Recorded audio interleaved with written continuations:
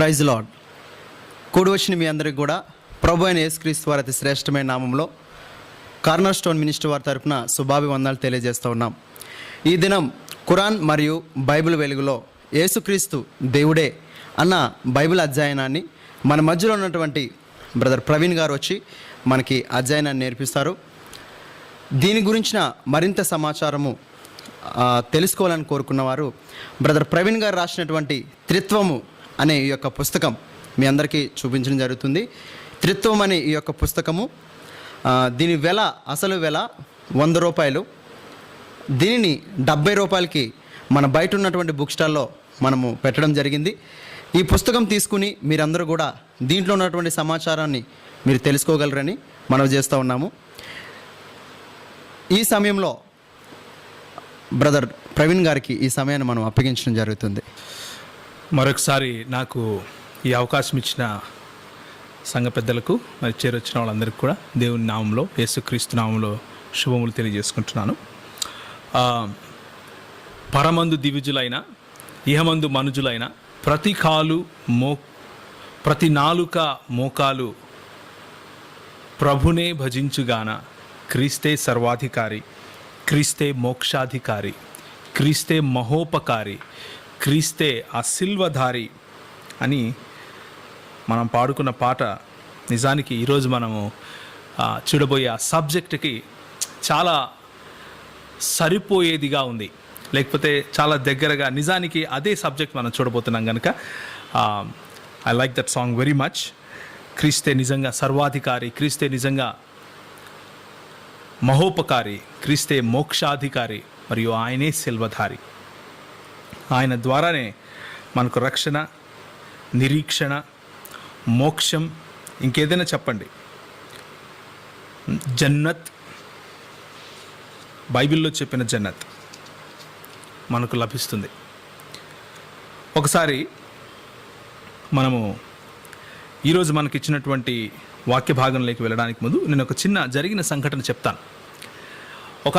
ఒకప్పుడు ఏం జరిగిందంటే, నేను దాదాపు అప్పుడు 11వ తరగతి 12వ తరగతి అనుకుంటున్నాను, లేకపోతే డిగ్రీ ఫస్ట్ ఇయర్ ఉండొచ్చు.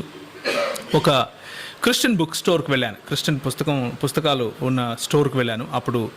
అప్పుడప్పుడే యేసుక్రీస్తును యేసు ప్రభువుగా ఎరిగాను, యేసుక్రీస్తును దేవుడు అని నమ్మాను. అంతవరకు నమ్మేవాడిని కాదు, ఒక ప్రవక్తనో లేకపోతే ఒక మంచి వ్యక్తి అనో నమ్మేవాడిని. వేరు మత గ్రంథాల్లో కూడా యేసు ప్రభు ఉన్నాడు కాబట్టి ఆయన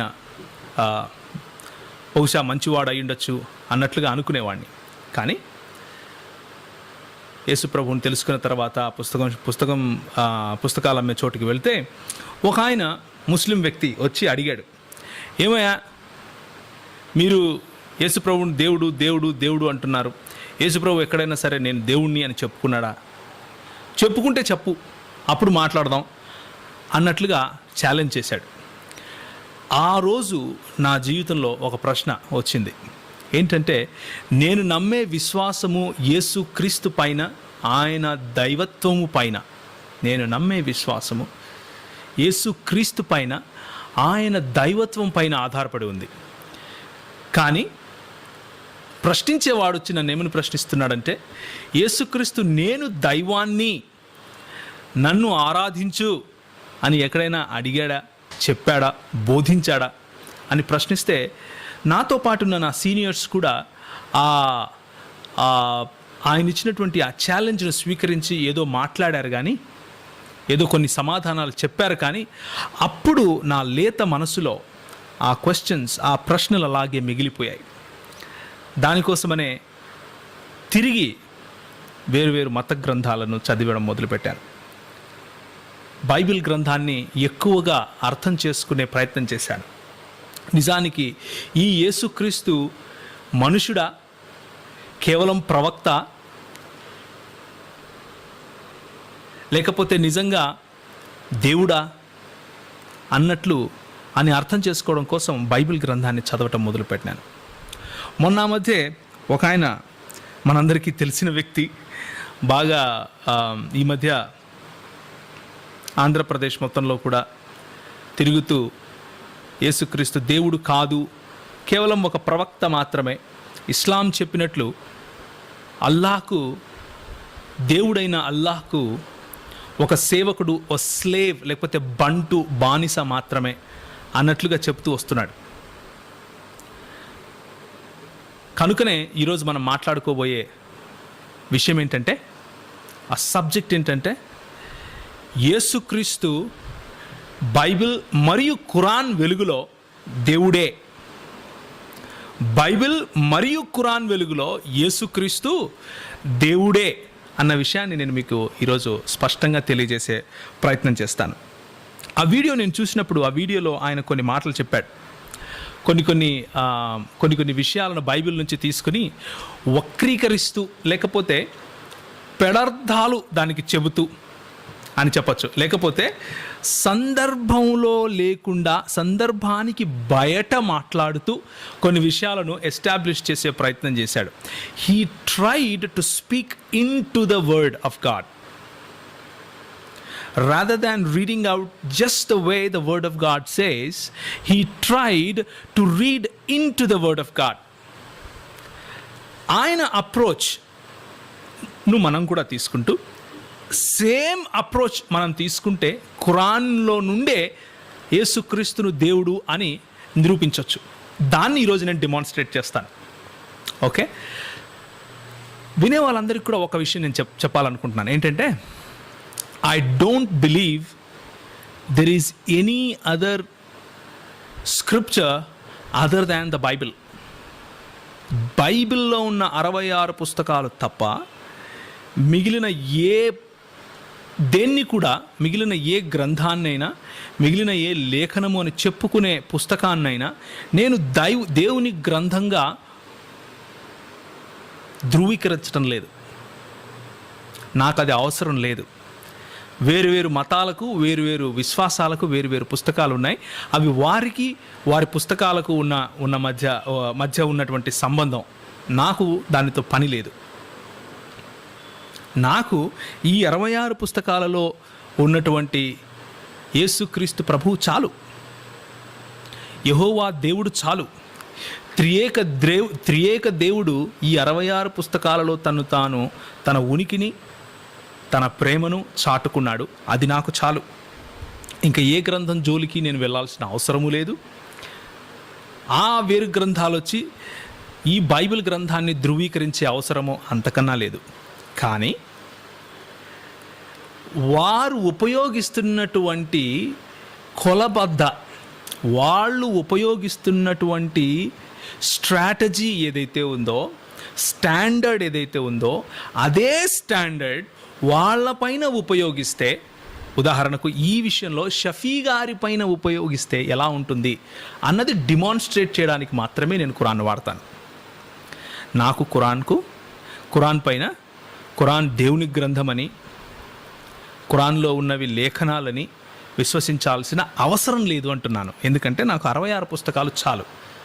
ఓకే, కనుక ఆయన తన మాటలు చెబుతూ ఆ వీడియోలో కొన్ని విషయాలు చెప్పాడు. కొన్ని నోట్ చేసుకొచ్చాను నేను. ఏమని చెప్పాడంటే, యేసు పైన విశ్వాసం ఉంచాలి, యేసు పైన వాక్య సంబంధమైన విశ్వాసం ఉంచితే దేవుడు మన వైపు ఉంటాడు. యేసు పైన వాక్య విరుద్ధమైన విశ్వాసం ఉంచితే దేవుని కోపాగ్నిలో మనం దహించుకుని పోతాము అని చెబుతూ, దేవుని వాక్యానికి విరుద్ధమైన విశ్వాసం ఏంటయ్యా అంటే, యేసుక్రీస్తు దేవుడు అని నమ్మినా, యేసుక్రీస్తు ప్రవక్త కాకుండా సాధారణ మానవుడు అని నమ్మినా, అంటే యూదులు సాధారణ మానవుడు అని నమ్మి అవిశ్వాసానికి గురవుతున్నారు. క్రైస్తవులు వాళ్ళ అమితోత్సాహంతో యేసు ప్రభువు పైన అమితమైన ప్రేమతో ఆయనను వెనరేట్ చేసి దేవుని యొక్క స్థానాన్ని ఆయనకిచ్చి ఆయనను దేవునిగా చేస్తున్నారు. కాబట్టి వాళ్ళు కూడా విశ్వాసభ్రష్టులైపోయారు. మిగిలింది ముస్లిములు మాత్రమే యేసుక్రీస్తును ఒక ప్రవక్తగా అంగీకరిస్తూ విశ్వాసంలో కొనసాగుతున్నారు అని చెప్పారు. అలా చెప్పటానికి ఆయన ఏం చేశాడంటే, యేసుక్రీస్తు మరియ గర్భంలో పుట్టి మానవుడిగా ఈ లోకం రావడానికి ముందు ఆయన ఎలా ఉన్నాడు, మరియ గర్భంలో పుట్టి మనుష్యుడిగా ఈ లోకంలోకి వచ్చినప్పుడు ఎలా ఉన్నాడు, ఈ లోకం నుంచి ఆరోహణుడై వెళ్ళిపోయినప్పుడు ఆయన స్థితి ఎలా ఉంది అన్నది బైబిల్ నుంచి ఆయన చదివాడు. మొట్టమొదటి ప్రశ్న నేను షఫీ గారిని కానీ ఏ ముస్లింనైనా బైబిల్ను వాడే వాళ్ళని అడిగేది ఏంటంటే, మరియ గర్భాన యేసుక్రీస్తు పుట్టక ముందు ఆయన ఉనికి ఉంది అని నమ్ముతున్నావా? మరియ గర్భాన ఆయన పుట్టిన తరువాత ఆయన ఆరోహణుడు అయ్యాడు అన్నమాట నువ్వు నమ్ముతున్నావా? ఆరోహణుడు అయ్యాడు అంటే చనిపోయి తిరిగి లేచిన యేసుక్రీస్తు ఆరోహణుడయ్యాడా, లేకపోతే ఖురాన్ చెప్పే యేసుక్రీస్తు గురించి నువ్వు నమ్ముతున్నావా? ఎవరినైతే అల్లా సిలువలో వాళ్ళను భ్రమకు గురి చేసి అక్కడి నుంచి ఎత్తేసుకున్నాడో ఆ యేసుక్రీస్తు గురించి మాట్లాడుతున్నావా? యేసుక్రీస్తు, బైబిల్ చెప్పే యేసుక్రీస్తు చనిపోయి తిరిగి లేచిన యేసుక్రీస్తు. ఆ చనిపోయి తిరిగి లేచిన యేసుక్రీస్తు ఆరోహణుడైనప్పుడు, లేకపోతే పరలోకంలోకి వెళ్ళిపోయినప్పుడు ఆయన పరిస్థితి ఏంటి అన్న విషయాన్ని ఆయన చూశాడు. దానికి సపోర్టివ్గా ఆయన ఖురాన్ 7:172 ఆయన చదివాడు. తర్వాత కొలస్సీ 1:15 చదివాడు. ప్రకటన 3:14 చదివాడు. తర్వాత అన్నిటికంటే ముందు యేసు వివాదాస్పదమైన వాడు అని చెప్పడానికి లూకా 2:34 చదివాడు. ఆ తర్వాత ఎఫెసీయులకు రాసిన పత్రిక 1:6, 2 తెస్సలోనికలు 2:13, యాకోబు 1:18 చదువుతూ అందరూ సృష్టిలో మొదటివారే అన్నాడు. తర్వాత యెషయా 42 తీశాడు 1వ. తర్వాత శిష్యులైనా సరే అక్కడున్న ఎవరైనా సరే యేసును క్రీస్తుగా నమ్మారే తప్ప దేవునిగా నమ్మలేదు అన్న విషయం చెప్పే ప్రయత్నం చేశాడు. తర్వాత దేవుడు సింహాసనాసీనుడై ఉన్నాడు ప్రకటన గ్రంథంలో. గొర్రెపిల్ల కూడా ఉంది, అంటే దేవుణ్ణి గొర్రెపిల్లను ప్రత్యేకంగా చూపిస్తున్నారు చూసారా అని కూడా చెప్పాడు. ఇలా చెప్పుకుంటూ పోతూ పౌలు బోధలలో కూడా యేసు కేవలం క్రీస్తే, దేవుడు కాదు అని చెబుతూ తన ప్రసంగం ముగించాడు. ఇది ఆయన చేసిన ప్రసంగం. సో ఈరోజు మనము బైబిల్ గ్రంథంలో నుంచి మరియు ఆయన వాడిన ఖురాన్ గ్రంథంలో నుంచి కొన్ని విషయాలు చూద్దాం. ఏ విధంగా బైబిల్ మరియు ఖురాన్ వెలుగులో దేవుడు యేసుక్రీస్తు దేవుడే అన్న విషయాన్ని ఎస్టాబ్లిష్ చేస్తాము అన్న విషయాన్ని మీరు చూస్తారు. దానికి ఆయన ఏ గ్రంథాలనైతే వాడాడో, ఏ పత్రికలనైతే వాడాడు బైబిల్ గ్రంథంలో నుంచి, ఆ పత్రికలను నేను వాడతాను, ఆ గ్రంథాన్ని నేను వాడతాను, ఆ లేఖనాలను వాటి కాంటెక్స్ట్ లేకపోతే సందర్భాన్ని నేను వాడతాను. నేను చెప్పబోయే విషయం ఏంటంటే, ఆయన చదివిన లేఖనాలు వాటి సందర్భాలలో వాటిని చదివితే, ఆ సందర్భ పరిధిలో చదివితే ఏ విధంగా యేసుక్రీస్తును దేవునిగా మనకు ప్రకటిస్తున్నాయి అన్న విషయం నేను మీకు చెప్తాను. మొట్టమొదటిగా తలలు ఉంచినట్లయితే ప్రార్థన చేసుకుందాం. ప్రేమ కలిగిన తండ్రి, కృప కలిగిన దేవ, మేము చేసే ఈ అధ్యయనంలో మీరు మాకు తోడుగా ఉండి మీ సర్వాధికారి అయిన క్రీస్తు, దేవుడైనటువంటి క్రీస్తు మా మధ్య నుండి మమ్మల్ని నడిపించవలసిందిగా, మరి మా అవివేకమైనటువంటి నేత్రములను తెరవవలసిందిగా, మిమ్మల్ని మీ ప్రత్యక్షతను చూసేందుకు మాకు జ్ఞానము దయచేయవలసిందిగా యేసుక్రీస్తు వారి శ్రేష్టమైన నామంలో అడిగి వేడుకుంటున్నాను తండ్రి, ఆమెన్. సరే, నేను మొట్టమొదటిగా మీ ముందు ఒక లేఖనం చదువుతాను. యేసుక్రీస్తు ఈ భూలోకానికి మరియ గర్భంలో జన్మించినప్పుడే వచ్చాడా, దానికి ముందు నుంచి ఆయన ఉనికి ఉందా అన్న విషయాన్ని నేను మీకు ఇంట్రడ్యూస్ చేస్తూ లేకపోతే పరిచయం చేస్తూ ఒక దేవుని వాక్యం లేఖన భాగాన్ని మీ ముందు చదువుతాను. మీకా గ్రంథము 5వ అధ్యాయము 2వ. మీకా 5:2 చూడండి, నేను తెలుగులో చదువుతాను. బెత్లెహేమ ఎఫ్రాత, యూదావారి కుటుంబములలో నీవు స్వల్ప గ్రామమైనను నా కొరకు ఇశ్రాయేలీయులను ఏలబోవువాడు నీలో నుండి వచ్చును. పురాతన కాలము మొదలుకొని శాశ్వత కాలము ఆయన ప్రత్యక్షమగుచుండెను. పురాతన కాలము మొదలుకొని శాశ్వత కాలము ఆయన ప్రత్యక్షమగుచూను వచ్చెను, ప్రత్యక్షమగుతూ ఉండెను. ఈ మాటను ఆధారం చేసుకుని మనం ఒకసారి చూద్దాం. పురాతన కాలము మొదలుకొని శాశ్వత కాలము అంటే it is talking about the eternity. సనాతన కాలము నుంచి రాబోవు సనాతన కాలము, లేకపోతే సమయము ఎంతవరకు ఉంటుందో అంతవరకు, లేకపోతే ఆది మొదలుకొని అంతము వరకు ఆయన ప్రత్యక్షమగుచూ ఉండెను. ఈ మాట ఎవరి కోసం చెప్పబడుతూ ఉంది ఇక్కడ? మెస్సియా గురించి, లేకపోతే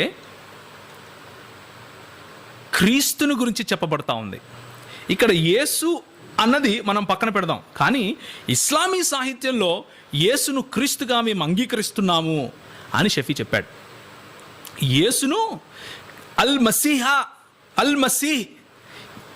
ఈసా అల్ మసీహ్, జీసస్ ద క్రైస్ట్ అని మేము ఒప్పుకుంటున్నాము అని షఫీ చెప్పాడు. కాబట్టి ఆ క్రీస్తు గురించి మీకా రాస్తూ ఏమంటాడంటే, ఆయన పురాతన కాలము మొదలుకొని శాశ్వత కాలము తన ప్రత్యక్షతను కనబరుస్తూ వస్తున్నాడు.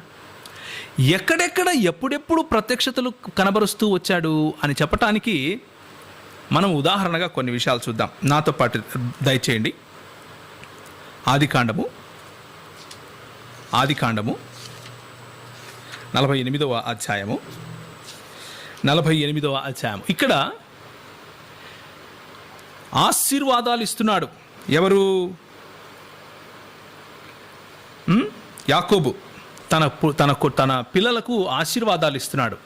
ఆయన he is recollecting the blessings that God gave. దేవుడిచ్చినటువంటి ఆశీర్వాదాలను రికలెక్ట్ చేసుకుంటూ ఆయన ఈ మాట చెప్తున్నాడు. యోసేపుని పిలిచి ఆశీర్వాదాలు ఇస్తున్నాడు. ఏమంటున్నాడు చూడండి. ఆదికాండము 48వ అధ్యాయం 15వ వచనం. క్రీస్తు ప్రత్యక్షతలు పురాతన కాలం నుంచి ఎలా బయల్పరచబడుతున్నాయి అన్న విషయం నేను చెప్తున్నాను మీకు ఇప్పుడు. 48వ అధ్యాయం 15వ వచనం. అతడు యోసేపును దీవించి, నా పితరులైన అబ్రహాము ఇస్సాకులు ఎవని ఎదుట నడుచుచుండిరో. ఎవని ఎదుట నడిచారు వీళ్ళు? అబ్రహాము ఇస్సాకులు దేవుని ఎదుట నడిచారు. ఆ దేవుడు నేను పుట్టినది మొదలుకొని నేటి వరకు ఎవడు నన్ను పోషించెనో ఆ దేవుడు. ఏ దేవుడు? అబ్రహాము ఇస్సాకుల దేవుడు. యాకోబైన నేను నేటి వరకు నన్ను ఎవరు పోషిస్తున్నారో ఆ దేవుడు. వాళ్ళను, ఆ దేవుణ్ణి యెహోవా అని వీళ్ళు సంబోధించారు. మరి యెహోవా తనను తాను బయల్పరచుకుంటూ ఏమంటాడంటే, నేను అబ్రహాము దేవుడును, ఇస్సాకు దేవుడును, యాకోబు దేవుడును అని చెబుతాడు. ఆ దేవుని గురించి యాకోబు ఏమంటున్నాడంటే, ఏ దేవుని ముందైతే నా తండ్రి అయిన అబ్రహాము ఇస్సాకులు నడిచారో, ఏ దేవుడైతే యాకోబైన నన్ను పెంచి పోషించాడో ఆ దేవుడు, అనగా ఆ దేవుణ్ణి క్వాలిఫై చేస్తున్నాడు ఇక్కడ. ఎవరి పడితే వాళ్ళు కాదు, అనగా ఆయనకు ఎక్స్ప్లెనేషన్ ఇస్తున్నాడు. ఎవరంటే, సమస్తమైన కీడులలో నుండి నన్ను తప్పించిన దూత. సమస్తమైన కీడులలో నుండి నన్ను తప్పించిన దూత ఈ పిల్లలను ఆశీర్వదించునుగాక. దేవుణ్ణి, యెహోవా దేవుణ్ణి తను ఎవరితోనైతే ఎన్కౌంటర్ అయ్యాడో, ముఖాముఖిగా చూశాడో ఆ దూతతో ఆయన పోల్చుకుంటూ, దూతను దేవునిగా వెనరేట్ చేస్తూ ఆయన చెప్తున్నాడు. ఏమని చెప్తున్నాడంటే, ఆ దూత ఈ పిల్లలను ఆశీర్వదించునుగాక. ఈ దూత గురించి యెహోవా అంటూ ఏమంటాడంటే, ఈయనకు నా నామము కలదు. ఒకసారి చూడండి, యెషయా గ్రంథము 48వ అధ్యాయము. నేను ఎందుకు బైబిల్ తెరిచి మీ ముందు చదువుతున్నానంటే, అది మంచిది. బైబిల్ చదవాలి, బైబిల్ను నేర్చుకోవాలి. 48వ అధ్యాయము 11వ వచనం నుంచి నేను చదువుతున్నాను. నా నిమిత్తమే అలాగు చేసేదను. దేవుడు ఇక్కడ ప్రకటిస్తున్నాడు, నా నామము అపవిత్రపరచబడనేలా, నా మహిమ మరెవరికీ నేను ఇచ్చువాడను కాదు. యాకోబు, నేను పిలిచిన ఇశ్రాయేలు, నాకు చెవియొగ్గి వినుము అని ఇశ్రాయేలు సంతతిని గురించి ఆయన మాట్లాడుతూ అలా చదువుకుంటూ పోతే 15వ వచనం నుంచి ఇలా ఉంటుంది. నేనే ఆజ్ఞ ఇచ్చిన వాడను. ఎవరిక్కడ నేనే అంటే యెహోవా దేవుడు. నేనే అతని పిలిచి తిని, నేనే అతనిని రప్పించి తిని, అతని మార్గము తేజరులను, నా యొద్దకు రండి, ఈ మాట ఆలకించండి. ఏ మాట?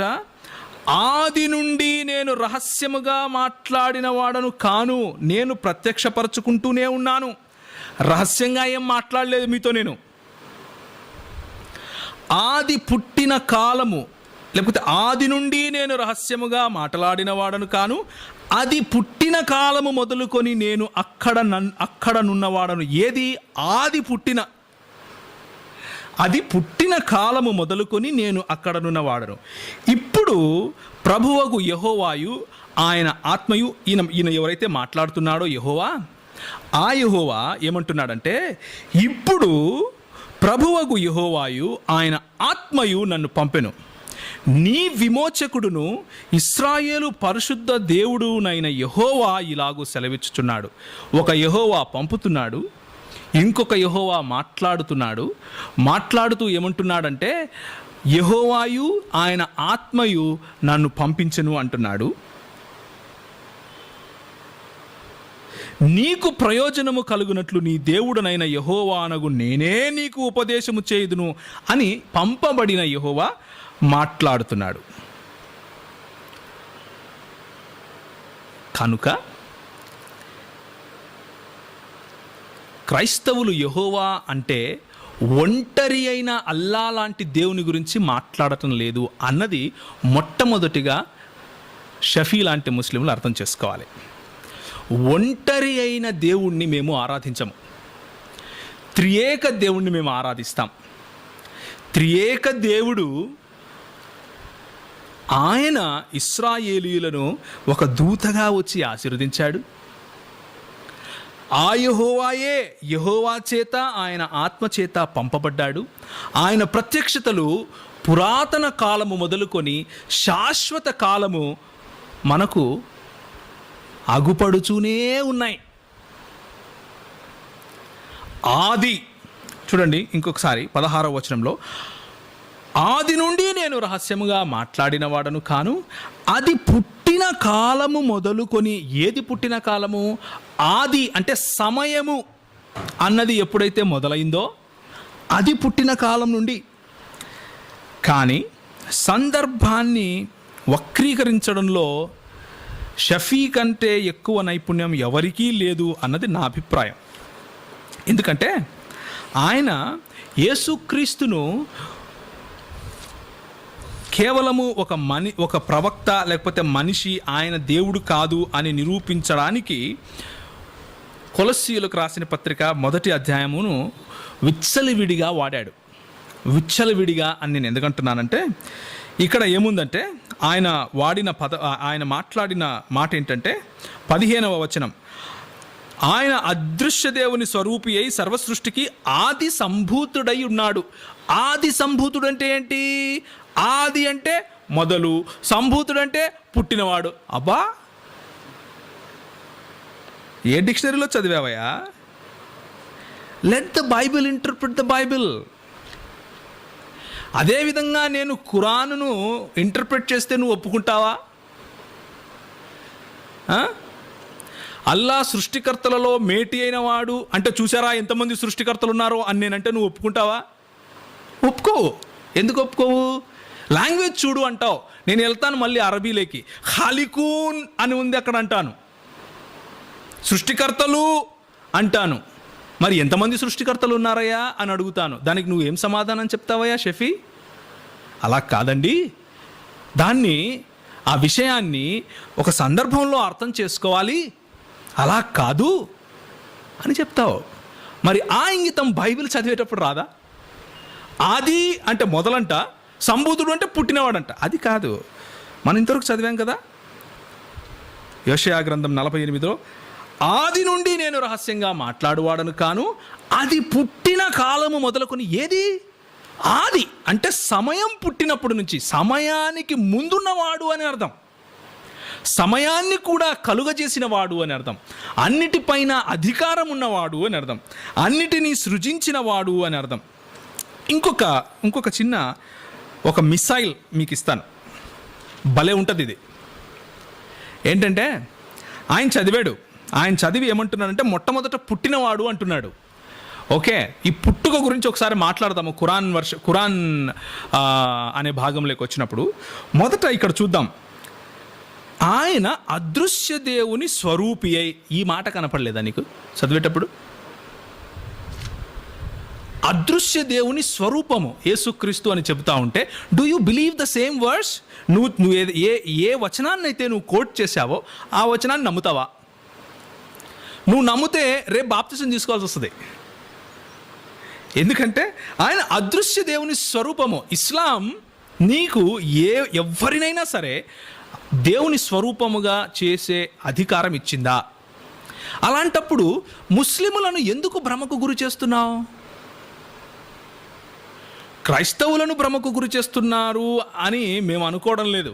ఎందుకంటే క్రైస్తవులకు ఆ పరిజ్ఞానం ఉంది దేవుని లేఖనాల్లో. కనీసం ముస్లిముల కన్నా ట్రూత్ఫుల్గా ఉండాలి కదా.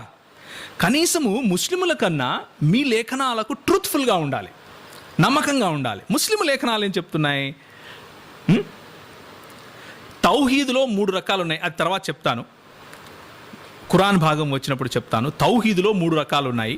ఆ 3 రకాలలో ఏ ఒక్క రకాన్ని కూడా ఎవరికీ ఆపాదించడానికి వీలు లేదు ముస్లింలు. కానీ ఈ వచనాన్ని కోట్ చేస్తూ షఫీ ఏమంటున్నాడు? ఈ వచనంలో ఆది సంభూతుడై ఉన్నాడు అనేది ఒప్పుకుంటాడు, కానీ అదృశ్య దేవుని స్వరూపి అన్నది కూడా ఒప్పుకోవాల్సి వస్తుంది. ఎందుకు? అదే వచనము.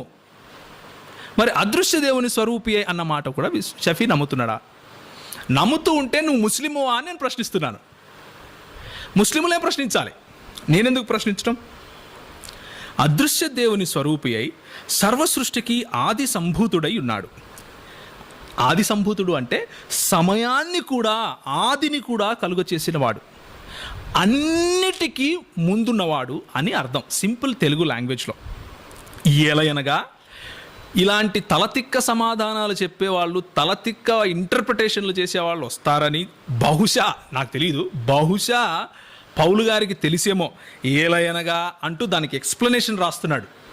ఆది సంభూతుడు అన్నదానికి ఎక్స్ప్లెనేషన్ రాస్తున్నాడు. ఏలయనగా ఆకాశమందున్నవి, భూమి అందున్నవి, దృశ్యమైనవి కానీ అదృశ్యమైనవి కానీ, సింహాసనములు, ప్రభుత్వములు, ప్రధానులు, అధికారములు సర్వము ఆయన యందు సృజింపబడెను. అంటే ఖాలికూన్ అన్నప్పుడు ఖురాన్లో సృష్టికర్తలు లేరు అని నువ్వు ఎలా అంటావో, బైబిల్ కూడా సృష్టికర్త ఒకడే అని నమ్ముతుంది. ఆ ఒక దేవుడులోనే ఈ యెహోవా అయినటువంటి యేసున్నాడు అని నేను చెప్తున్నాను. మరి యెహోవాగా తన్ను తాను పంపించబడినటువంటి యెహోవా చేత, యెహోవా ఆత్మ చేత పంపించబడిన యెహోవాను గురించి నేను మాట్లాడుతున్నాను. ఆయనే సృష్టికర్త, ఆయన యందు సర్వము సృజింపబడెను.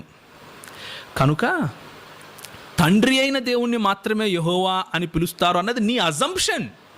నీకు విషయ పరిజ్ఞానం లేకపోతే అలా మాట్లాడాలి. క్రైస్తవులు యెహోవా అని పిలిచినప్పుడు త్రియేక దేవుని గురించి మాట్లాడుతున్నారు. పరిశుద్ధాత్ముడు అన్నా, తండ్రి అయిన దేవుడు అన్నా, యేసుక్రీస్తు అన్నా యెహోవాయే, త్రియేక దేవుడే. ఆ ముగ్గురు దేవుళ్ళు అని ఏ క్రైస్తవుడు చెప్పడు. ఆ ముగ్గురు ఒక దేవుడే అని మేము నమ్ముతాం. దీనికే ఇలా ఈ మాటనే ఇంకొంచెము స్పష్టంగా అర్థం చేసుకోవటానికి హెబ్రీయులకు రాసిన పత్రికలకు వెళితే 1వ అధ్యాయంలో ఈ విధంగా ఉంటుంది. ఆయన ద్వారా, ఎవరి ద్వారా? కుమారుడు.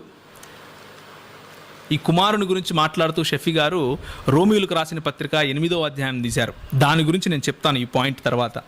ఈ కుమారుని గురించి మాట్లాడుతూ తండ్రి అయిన దేవుడు కుమారుడు అన్న డిఫరెన్స్, వాళ్ళిద్దరూ ఒకే వ్యక్తి కాదు, వేరు వేరు వ్యక్తులు అని పునరుద్ఘాటిస్తూ పౌలు హెబ్రీయులకు రాసిన గ్రంథకర్త ఏమంటాడంటే, ఆయన ద్వారా ప్రపంచములను నిర్మించెను, ఆయన దేవుని మహిమ యొక్క తేజస్సును, ఆయన తత్వము యొక్క మూర్తిమంతమునయుండి అంటే ప్రతిబింబమయుండి, the very being of God himself, దేవుడే అయ్యుండి. ఇంతకంటే స్పష్టంగా ఏం కావాలయ్యా నీకు బైబిల్ గ్రంథంలో నుంచి యేసుక్రీస్తు దేవుడా కాదా అని స్పష్టమైన మాట. ఆయన ఆది సంభూతుడు, సమస్తమును నిర్వహించువాడు, సమస్తము ఆయన యందు కదులుచున్నాయి, సమస్తమునకు ఆయన కారణభూతుడు, సమస్తములలో ఆయన మొదటివాడు, ఆయన అల్ఫయు ఒమేగయు, ఆయన దేవుని ప్రతిబింబము. పోనీ కొలస్సీయులకు రాసిన పత్రికలో ఆయన మొదటి అధ్యాయమే ఎందుకు చదివాడు? 2వ అధ్యాయం చదవలేదా? 2వ అధ్యాయంలో ఉన్న మాటలు ఆయనకు కనిపించలేదా? 2వ అధ్యాయము 9వ వచనం ఏముందండి? మరి కొలస్సీయులకు రాసిన పత్రిక మొదటి అధ్యాయాన్ని మాత్రమే దేవుని వాక్యం అని నమ్మి 2వ అధ్యాయాన్ని దేవుని వాక్యం అని నమ్మకుండా ఉంటాడా?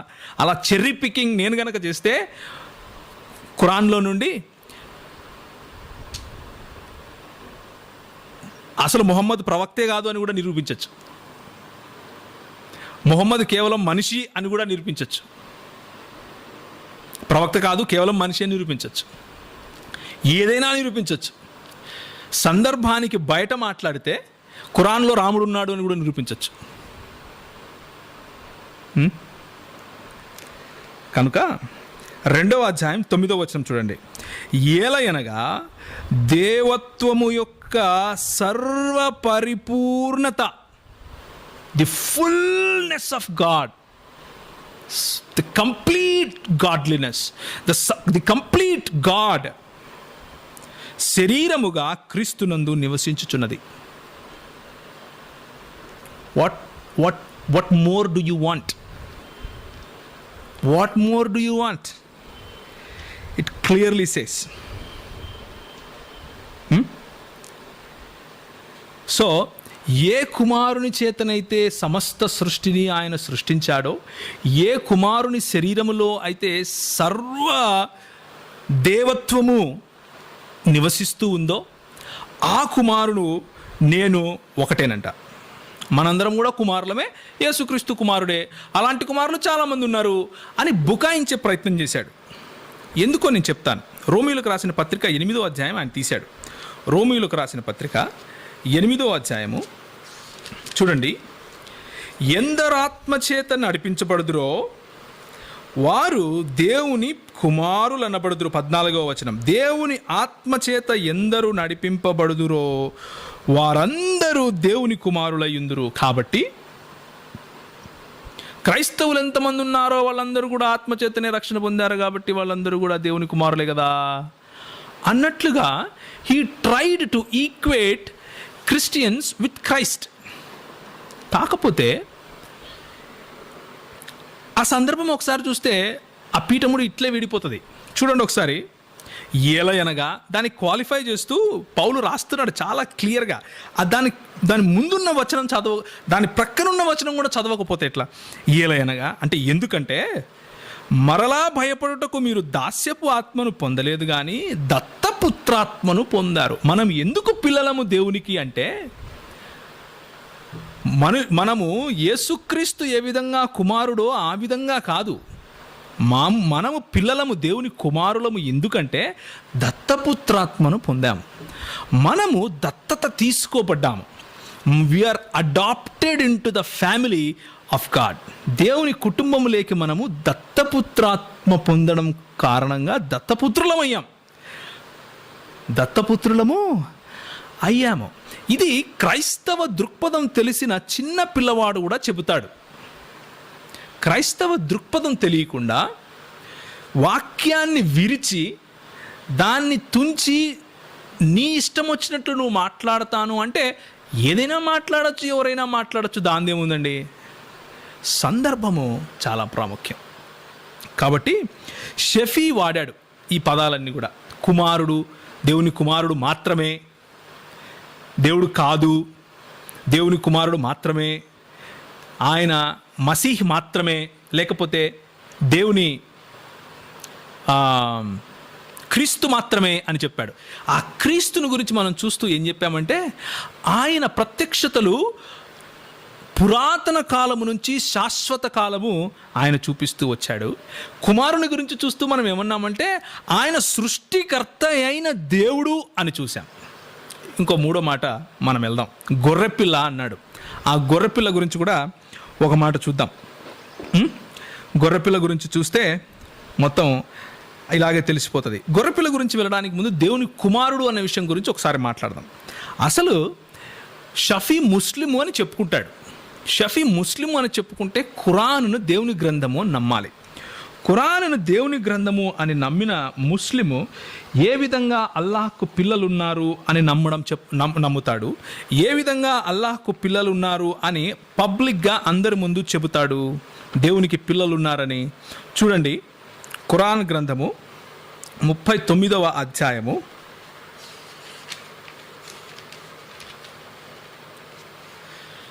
4 నుంచి 6 వరకు. ఇది అదే ఖురాన్ గ్రంథం, ఆయన వల్లించేదే. ఏముందంటే, ఆయన పరిశుద్ధుడు, ఎవరు? అల్లాహ్. ఆయనకు కుమారుడు ఉంటాడు అనే విషయానికి ఆయన అతీతుడు. ఆయన అల్లాహ్ ఒక్కడే అందరిపైన ఆధిక్యం కలవాడు. ఆయనకు పిల్లలు ఉండరు అన్న విషయము ఖురాన్ చెప్తూ ఉంటే, పిల్లలే ఉండరు అని ఖురాన్ చెప్తూ ఉంటే, దేవుని పిల్లలు ఉండొచ్చు, దాన్నేముంది అని ఖురాన్ అని షఫీ చెప్తున్నాడు అంటే, ఆయన ముస్లిమా కాదా అన్న విషయము ముస్లింలు అడగాలి ఆయన్ని. ఓకే, ముస్లింలు అడగండి. ఆయన అసలు ఖురాన్ నమ్ముతాడా నమ్మడా అన్న విషయం ముస్లింలు అడగాలి. లేదు అలా కాదు, ఫిజికల్గా దేవుడు మరియం ద్వారా కన్నాడు అన్నట్లుగా ఒకవేళ మీరు అనుకుంటుంటే, క్రైస్తవులు అలా అనుకోరే. ఏ క్రైస్తవుడైనా ఎక్కడైనా సరే శారీరక సంబంధం కారణంగా యేసుక్రీస్తు యెహోవాకు దేవునికి పుట్టినవాడు అని నమ్ముతాడా? ఎక్కడా నమ్మరు. ఇంకా ముస్లిములే అబాండాలు వేస్తూ ఉంటారు క్రైస్తవుల పైన. ఏమనంటే, గాబ్రియేలు దూత మరియ దగ్గరికి వచ్చి, పరిశుద్ధాత్మ నిన్ను ఆవరించెను, నువ్వు ఒక కుమారుని కందువు అని అన్నప్పుడు, పరిశుద్ధాత్మ ఆవరించటం అంటే is it a sexual relationship with Mary అన్నట్లు బ్లాస్ఫెమీ చేస్తుంటారు, దేవ దూషణ చేస్తూ ఉంటారు. The same thing I will establish from Quran. Same thing వాళ్ళు ఏదైతే స్టాండర్డ్ ఉపయోగిస్తున్నారో క్రైస్తవుల పైన, same standard let us use on them. దయచేసి చూడండి, ఖురాన్ 21వ అధ్యాయం అల్-అంబియా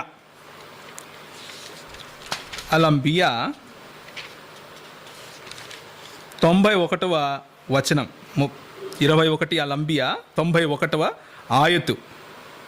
మరియు తన శీలాన్ని కాపాడుకున్న ఆ మహిళను కూడా అనుగ్రహించాము, మేము ఆమెలో మా ఆత్మను ఊదాము, ఆ ఆత్మ నుండి ఊదాము అని ఇక్కడ ఉంది. ఆమెను ఆమె కుమారుణ్ణి సర్వప్రపంచానికి ఒక సూచనగా చేశాము. ఈ మాటకు అంటే మరియలో అల్లాహ్ ఆత్మను ఊదాడు. ఈ మాటను ఇంకొక ఆయతు కూడా చూస్తే తెలిసిపోతుంది కదా. 66వ అధ్యాయము 12వ వచనం.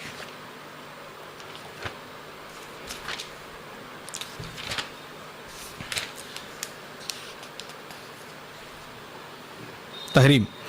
ఆమె చూడండి 12వ వచనం. ఆమె అంటే మరియం కూడా ఉదాహరణగా పేర్కొంటున్నాడు.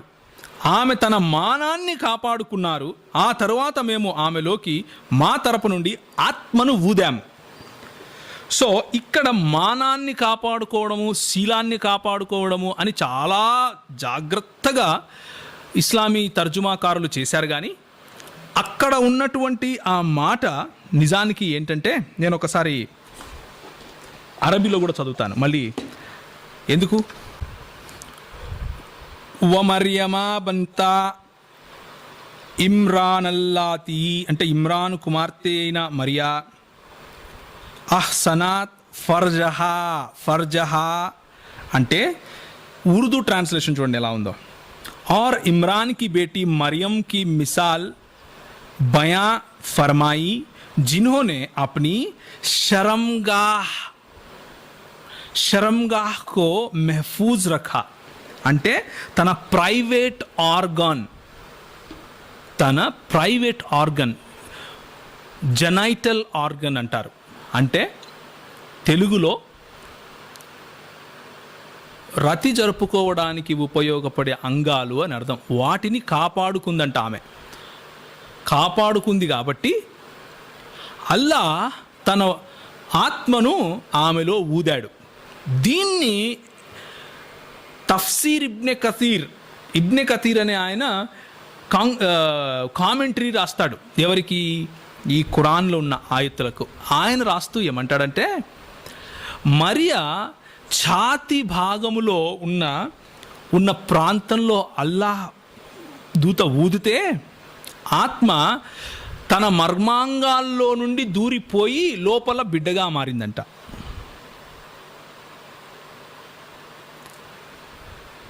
ఆమె గౌను వేసుకుని ఉంటే ఆ బట్ట దగ్గర ఉన్న చీలిక దగ్గర ఆ ఆత్మను ఊదితే ఆ ఆత్మ మర్మాంగాల గుండా పోయి యేసు అనే శిశువును గర్భం ధరించేలా చేసిందంట. వాట్ ఏ షియర్ లై! పవిత్రమైన దేవుని గ్రంథంలో లేని మాటలను తీసుకొని వచ్చి అల్లాహ్కు నిజంగా అదేదో ఒక శారీరక సంబంధం ద్వారా పుట్టిన బిడ్డ అన్నట్లుగా మరి చిత్రీకరిస్తూ ఉంటే అది ఎంతమాత్రం సబబండి.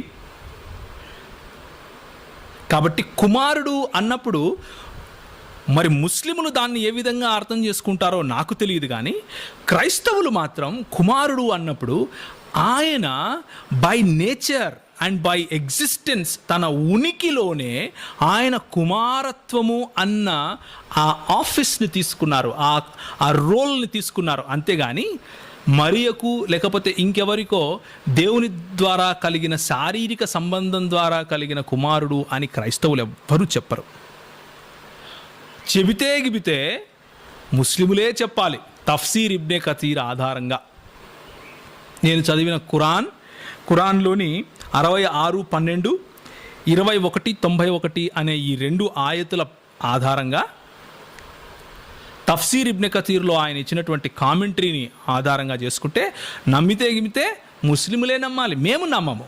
కాబట్టి కుమారుని గురించి మాట్లాడేటప్పుడు క్రైస్తవ దృక్పథం ఏదైతే ఉందో దాన్ని చెప్పండి. సొంతంగా మీ దృక్పథాలు చెప్పి మా మీద రుద్దకండి. మేము కుమారులము దేవునికి అని అన్నప్పుడు కారణం ఏంటంటే మేము దేవుని కుమారులము దత్తపుత్రాత్మ ద్వారా అయ్యాము. యేసుక్రీస్తు బై ఎగ్జిస్టెన్స్ తన ఉనికిలోనే కుమారత్వము అనే ఒక ఆఫీస్ని ఆయన తీసుకున్నారు అన్నది క్రైస్తవ దృక్పథం.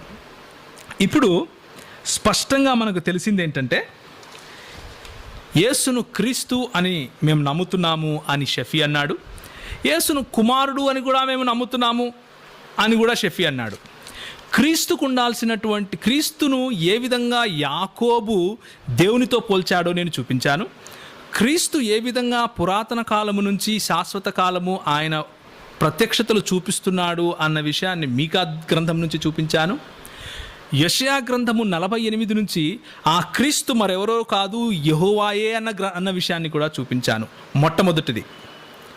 రెండవది, క్రీస్తు అని నమ్మితేనే కాదు కుమారుడు అని కూడా ముస్లింలు నమ్ముతున్నారు. కాకపోతే సాధారణంగా మీరు నేను ఎలా కుమారులమో అలాగే అని షఫీ అంటే కాదు, కుమారుడు అంటే సృష్టికర్త అన్న విషయాన్ని నేను హెబ్రీయులకు రాసిన పత్రిక 1వ అధ్యాయము, కొలస్సీయులకు రాసిన పత్రిక 1వ అధ్యాయము ద్వారా స్పష్టంగా చెప్పాను. అదేవిధంగా కొలస్సీయులకు రాసిన పత్రిక 2వ అధ్యాయం నుంచి నేను మీకు చెబుతూ ఏం చెప్పానంటే ఆయన యందు సంపూర్ణ దైవత్వం నివసిస్తూ ఉంది అన్న విషయాన్ని ఎస్టాబ్లిష్ చేశాను. కనుక ముస్లిములు నమ్మే విశ్వాసం ప్రకారము యేసు క్రీస్తు అయితే యేసు దేవుడై ఉండాలి. యేసు కుమారుడు అని షఫీ నమ్మితే యేసు దేవుడు సృష్టికర్త అని కూడా నమ్మాల్సి వస్తుంది. మరి ఇప్పుడు ముస్లిములు అడగండి, ఆయన నమ్ముతాడా నమ్మడా అన్న విషయాన్ని. ఇది నేను ఆయన వాడినటువంటి కొలబద్దనే ఆయన పైన ఉపయోగిస్తున్నాను. ఆ క్రీస్తు అని నమ్ముతున్నారు కదా, దానికి ఆయన 1 యోహాను తీసుకుని 1 యోహాను 4వ అధ్యాయం ఒకసారి దయచేసి చూడండి.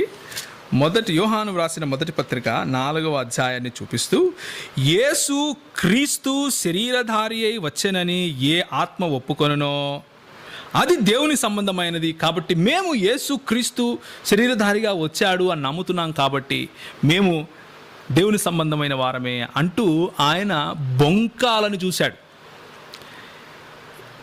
ఆ వచనాన్ని డైల్యూట్ చేయాలి అని చూశాడు. యేసుక్రీస్తు శరీరధారి అయి వచ్చాడు అని నమ్మాలి.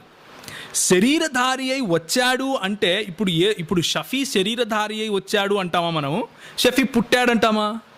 ప్రవీణ్ పుట్టాడు అంటామా? శరీరధారి అయి వచ్చాడు అంటామా? యేసు శరీరధారి అయి వచ్చాడు అని అంటే అర్థం ఏంటంటే, శరీరధారి అయి రాక మునుపు కూడా ఆయనకు ఉనికి ఉంది అని అర్థం. ఆయన అస్తిత్వం ఉంది అని అర్థం. ఇదే 1 యోహాను 4వ అధ్యాయం కనుక ఆయన నమ్మితే 5వ అధ్యాయం ఎందుకు నమ్మడు? 5వ అధ్యాయంలో షఫీకైనా ముస్లిములలో ప్రశ్నించే ప్రతి ఒక్కరికి ఇది ఒక ఆన్సర్. నోట్ చేసుకోండి. 5వ అధ్యాయము 20వ వచనం, మనము సత్యవంతుడైన వానిని ఎరుగవలనని దేవుని కుమారుడు, ఏ కుమారుడినైతే కుమారుడున్నాడు అని షఫీ నమ్ముతున్నాడో, దేవుని కుమారుడు వచ్చి మనకు వివేకమును అనుగ్రహించి ఉన్నాడని ఎరుగుదము. మనము దేవుని కుమారుడైన యేసు క్రీస్తునందున్న వారమై సత్యవంతుని యందున్నాము. అంటే దేవునిలో ఉండాలి అని యేసుక్రీస్తు వచ్చి మనకు ఇంగితం నేర్పించాడు. యేసుక్రీస్తులో ఉన్నాము కాబట్టి దేవునిలో కూడా ఉన్నాము. ఆ యేసుక్రీస్తే అంటే ఆయనే నిజమైన దేవుడు. ఆయనే నిజమైన దేవుడును నిత్య జీవమునై ఉన్నాడు. ఆయనే నిజమైన దేవుడు. బైబిల్ గ్రంథము స్పష్టంగా యేసుక్రీస్తును నిజమైన దేవుడు అని 1 యోహాను 5వ అధ్యాయము 20వ వచనము 21వ వచనంలో చెబుతూ ఉంటే, బైబిల్ గ్రంథంలో అంట యేసుక్రీస్తు దేవుడు కాదు అని చెప్పారంట. మానవుడే, ప్రవక్తే అని చెప్పారంట. నాకు తెలియదు అని చెప్పొచ్చు కదా, నేను చదవలేదు అని చెప్పొచ్చు కదా.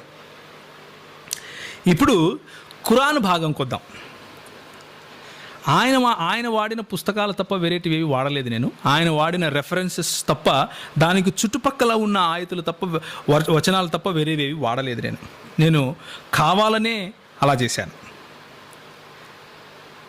ఇప్పుడు ఖురాన్కు సంబంధించినటువంటి స్టడీకి వద్దాం.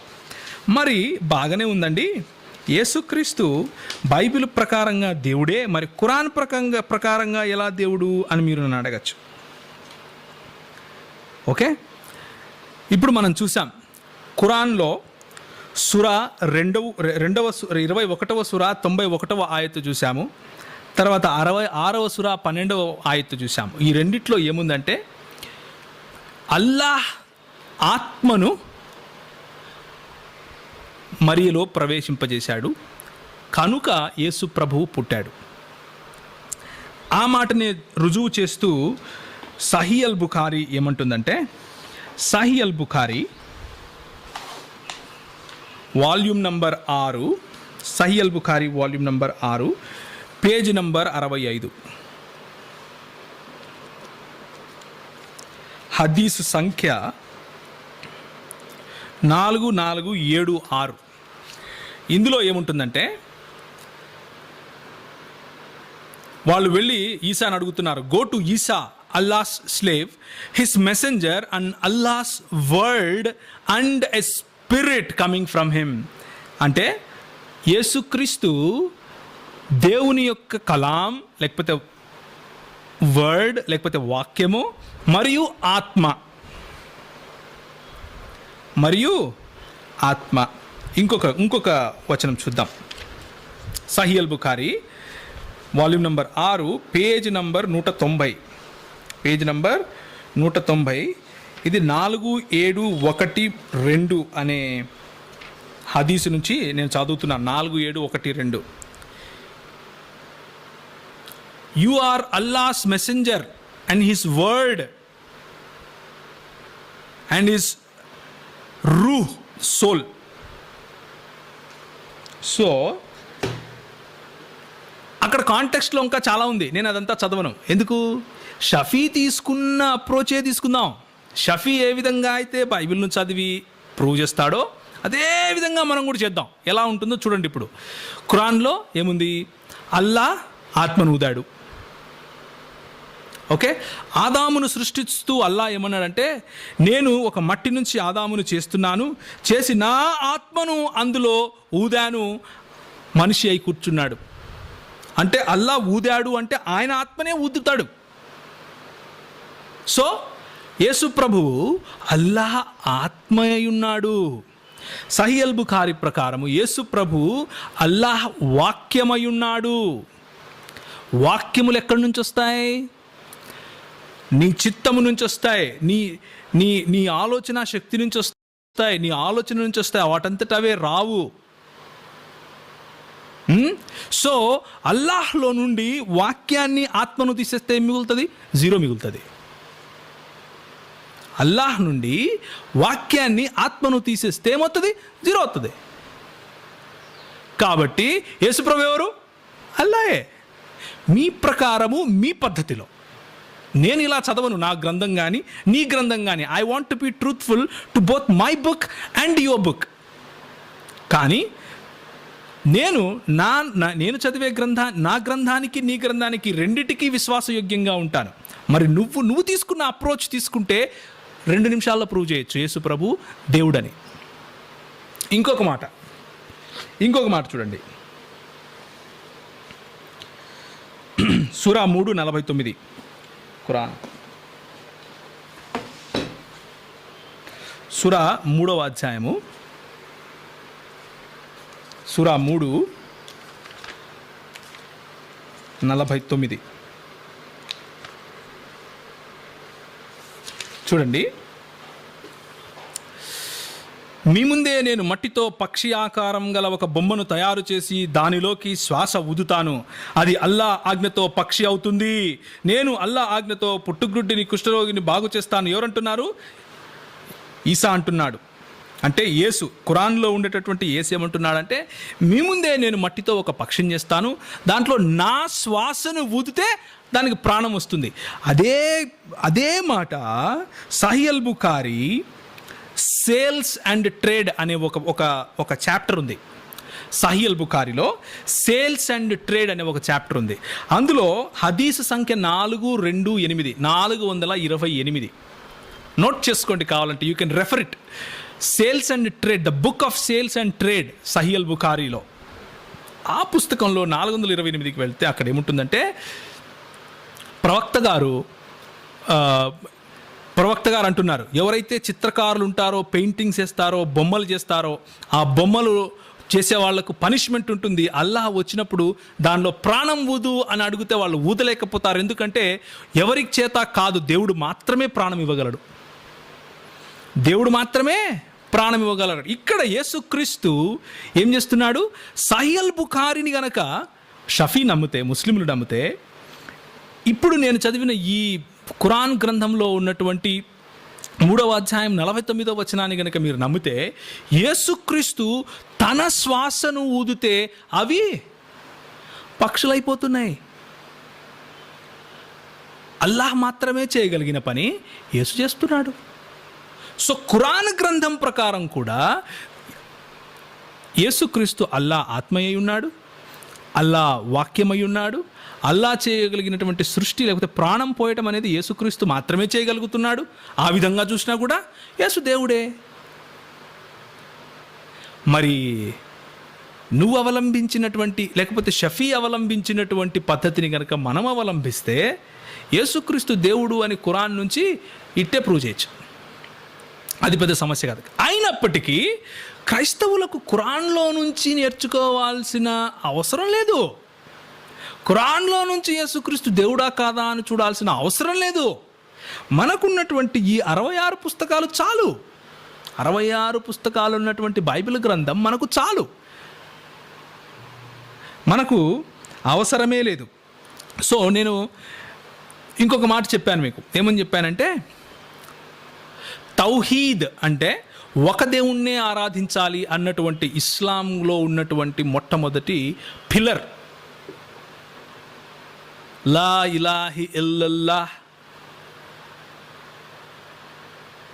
మొహమ్మదర్ రసూలుల్లాహ్. ఇది మొట్టమొదటి పిల్లర్. షహదా పలకాలి. అషదు అన్న లా ఇలాహి ఇల్లల్లాహ్ అషదు అన్న మొహమ్మదర్ రసూల్, ఇది పలకాలి. మొట్టమొదటి పిల్లర్ లా ఇలాహి ఇల్లల్లాహ్ అంటే దేవుడు తప్ప, అల్లాహ్ తప్ప ఇంకొక దేవుడు లేడు. దాన్ని తౌహీద్ అంటారు. ఆ తౌహీదును 3 భాగాలు చేశారు మన వాళ్ళు. 3 భాగాలు అవేంటివంటే, మొట్టమొదటిది తౌహీదర్ రుబుబియ్యా.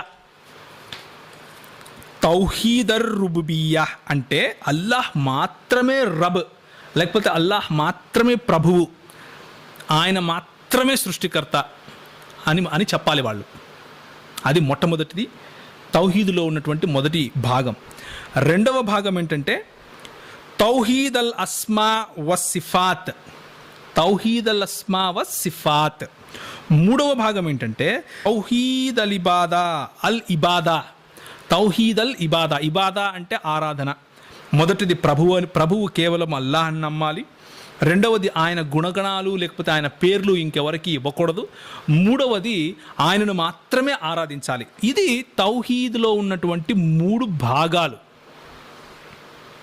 ఓకే, ఈ 3 భాగాలు బైబిల్ వెలుగులో యేసుక్రీస్తులో సంపూర్ణమవుతున్నాయి అని నేను మీకు ఇప్పుడు చెప్పబోతున్నాను.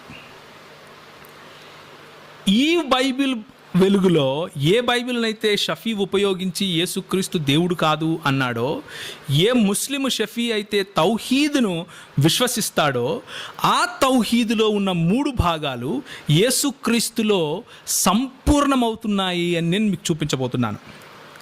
దీని ద్వారా కూడా షఫీ యేసుక్రీస్తు దేవుడని ఖురాన్ మరియు బైబిల్ వెలుగులో ఒప్పుకోవాల్సి ఉంటుంది. మొట్టమొదటిది మార్క్ 12వ అధ్యాయము 35 నుంచి 37 వరకు చూడండి. అప్పుడు యేసు దేవాలయంలో బోధించుచుండగా, క్రీస్తు దావీదు కుమారుడని శాస్త్రులు చెప్పుచున్నారేమి? నేను నీ శత్రువులను నీకు పాదపీఠముగా ఉంచు వరకు నీవు నా కుడివైపు కూర్చుండవని ప్రభువు నా ప్రభువుతో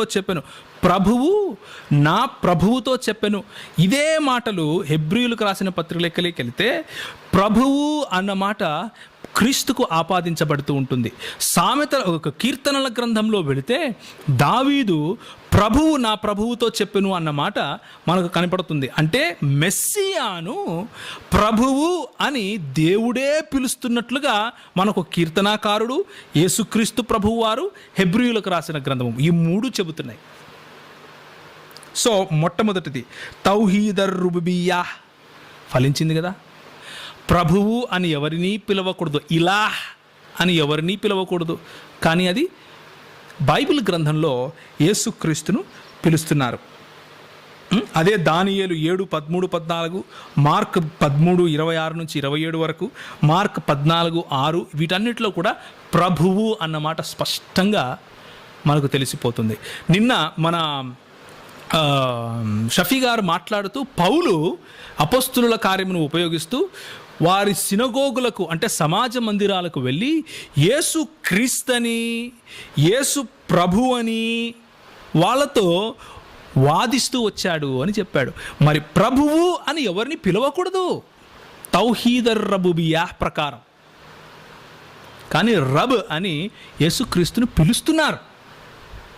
దాని ప్రకారం బైబిల్ వెలుగు మరియు ఖురాన్ వెలుగులో యేసుక్రీస్తు దేవుడు మొట్టమొదటి తౌహీదులోని మొట్టమొదటి భాగము. రెండవ భాగము తౌహీద్ అల్ అస్మా వసిఫాత్. సేమ్ టు సేమ్ ఆయనకున్నటువంటి గుణగణాలు ఈయనకు ఆపాదించకూడదు.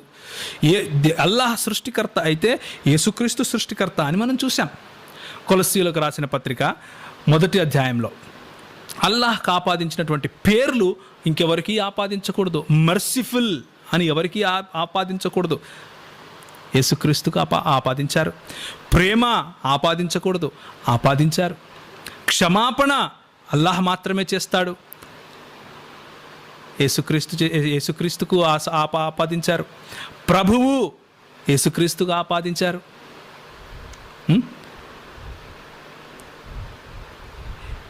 యెహోవా రాఫా ప్రభువు యేసుక్రీస్తుకు ఆపాదించారు. యెహోవా రోహీ యేసుక్రీస్తుకు ఆపాదించారు. షెపర్డ్ ఆపాదించారు. ప్రతి ఒక్కటి. సో తౌహీద్లోని మొట్టమొదటిది, తౌహీద్లోని రెండవది, ఈ రెండు కూడా యేసుక్రీస్తులో ఫలించాయి. మూడవ తౌహీద్లోనిది తౌహీద్ అల్ ఇబాదా, ఆయనను తప్ప ఇంకెవరిని ఆరాధించరాదు. యేసుక్రీస్తు నిజమైన ప్రవక్త అయితే ఆయనను వచ్చి ప్రభువు ఆయనను మ్రొక్కిరి అన్నప్పుడు రే వద్దు మొక్కకండి అని చెప్పాలి. కానీ యేసుక్రీస్తు ఆయన ఆరాధనలు స్వీకరించాడు.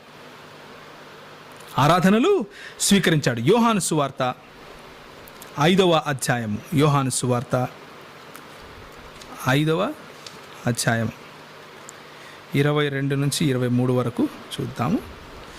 5వ అధ్యాయము 22 నుంచి 23 చూడండి దయచేసి.